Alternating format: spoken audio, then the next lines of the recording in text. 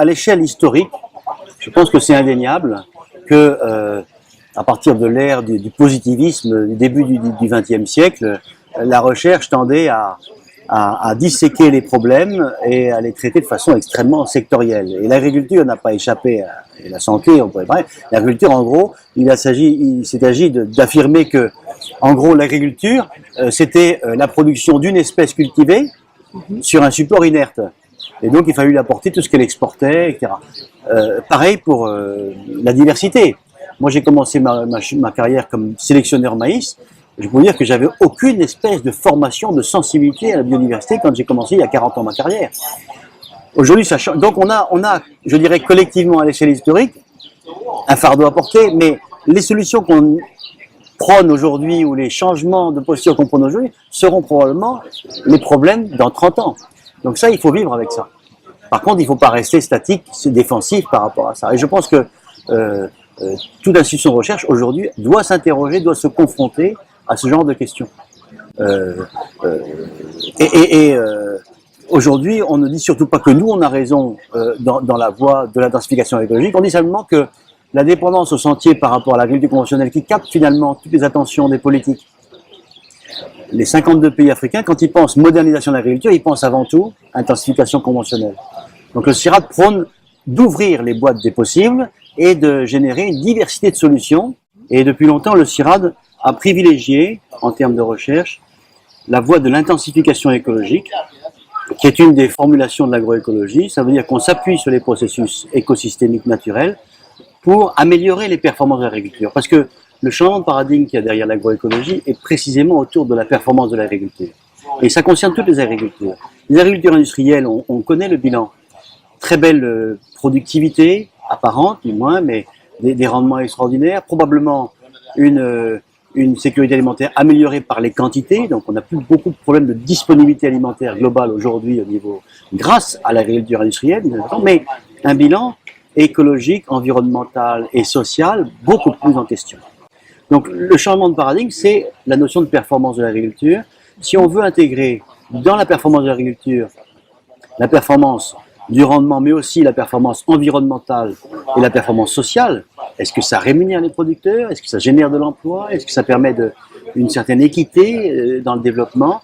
Alors là, on doit inventer une nouvelle chose et l'agroécologie est une des voies qui permet ça. Pourquoi? Qui semble permettre ça. Pourquoi? Parce que d'abord, elle s'appuie sur des principes liés au capital naturel.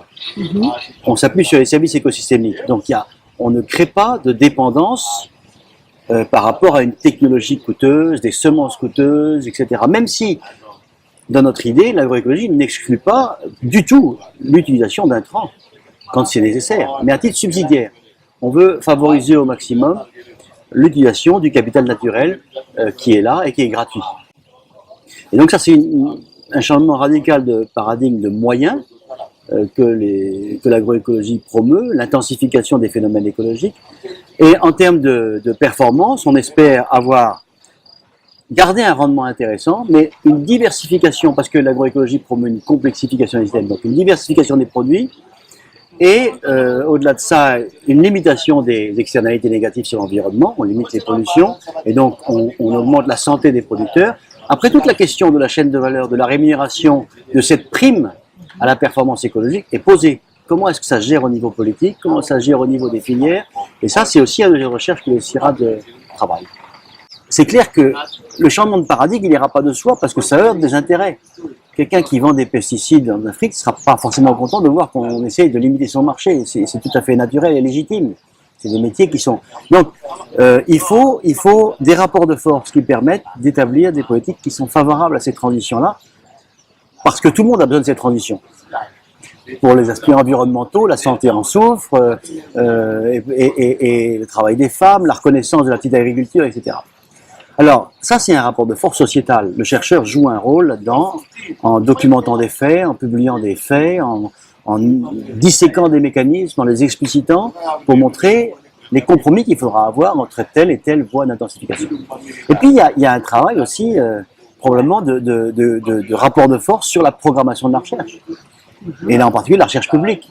La recherche publique qui est financée avec fonds publics, où va l'argent? C'est quoi les questions de recherche prioritaires? Et c'est sûr qu'aujourd'hui, le mainstream dans le monde sur l'agriculture, c'est quand même encore l'agriculture conventionnelle.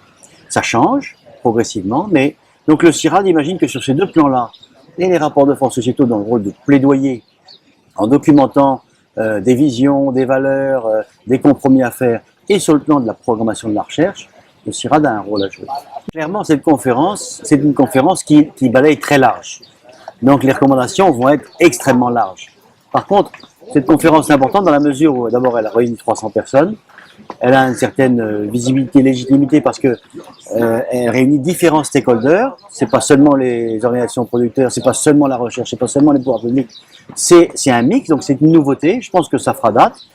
Pour nous, la suite, c'est clairement de convaincre les États africains d'inclure dans leur CADEP la voie agroécologique comme une voie possible, non pas remplacer les modèles encore une fois, mais confronter les modèles de façon sur un terrain fair play.